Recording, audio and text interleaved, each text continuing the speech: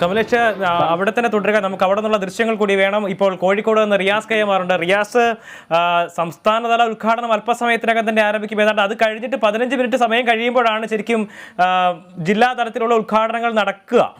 കോഴിക്കോട് നിന്നുള്ള ഈ പ്രവേശനോത്സവവുമായി ബന്ധപ്പെട്ടിട്ടുള്ള വിശദാംശങ്ങൾ എന്തൊക്കെയാണ്? എബി, വേനലവധിക്കാലം കഴിഞ്ഞ് വീണ്ടും നമ്മുടെ കുട്ടികളെല്ലാം സ്കൂളിലേക്ക്, വിദ്യാലയങ്ങളിലേക്ക് വരികയാണ്. പുതിയ വസ്ത്രങ്ങളും ഒപ്പം തന്നെ പുത്തൻ ബാഗുകളും ഒക്കെ ആയിട്ടാണ് അവരിന്ന് വിദ്യാലയ തിരുമുറ്റത്തേക്ക് എത്തുന്നത്. അറിവിന്റെ ആദ്യാക്ഷരങ്ങൾ കുറിക്കാനായി എത്തിയ കൊച്ചു കൂട്ടുകാരും ഇതിലുണ്ട്.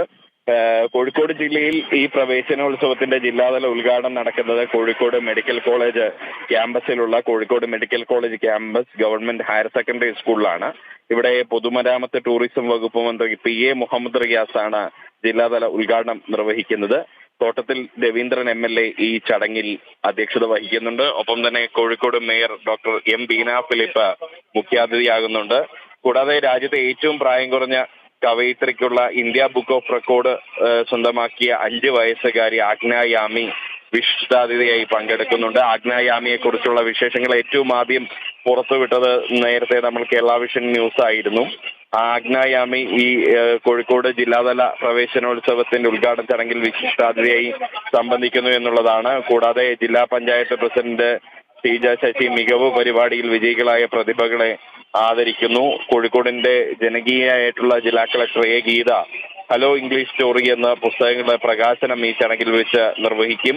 വിദ്യാഭ്യാസ ഉപ ഡയറക്ടർ മനോജ് മണിയൂർ വിദ്യാർത്ഥികളെ വരവേൽക്കും. സമഗ്ര ശിക്ഷ കേരള ജില്ലാ project coordinator doctor AK Abdul Hakeem പ്രവേശനോത്സവ സന്ദേശം കൈമാറും. കൂടാതെ നിരവധി ജനപ്രതിനിധികളും വിദ്യാഭ്യാസ, രാഷ്ട്രീയ, സാംസ്കാരിക രംഗത്തെ പ്രമുഖരുമെല്ലാം ഈ ചടങ്ങിൽ പങ്കെടുക്കുന്നുണ്ട്, സംബന്ധിക്കുന്നുണ്ട്. ബ്ലോക്ക് തല പ്രവേശനോത്സവം കോഴിക്കോട് ജില്ലയിലെ 15 ബ്ലോക്ക് റിസോഴ്സ് സെന്ററുകൾ കേന്ദ്രീകരിച്ചാണ് നടക്കുന്നത്. കൂടാതെ ജില്ലയിലെ മുഴുവൻ സ്കൂളുകളിലും പ്രവേശനോത്സവം സംഘടിപ്പിച്ചിട്ടുമുണ്ട്. എബി, വിപുലമായ പരിപാടികളോടുകൂടിയാണ് സംസ്ഥാനത്ത് പ്രവേശനോത്സവം സംഘടിപ്പിച്ചിരിക്കുന്നത്. അല്പസമയത്തിനകം തന്നെ തിരുവനന്തപുരത്ത് സംസ്ഥാനതല ഉദ്ഘാടനം നടക്കും. കൊച്ചിയിൽ അനഘയുണ്ട്.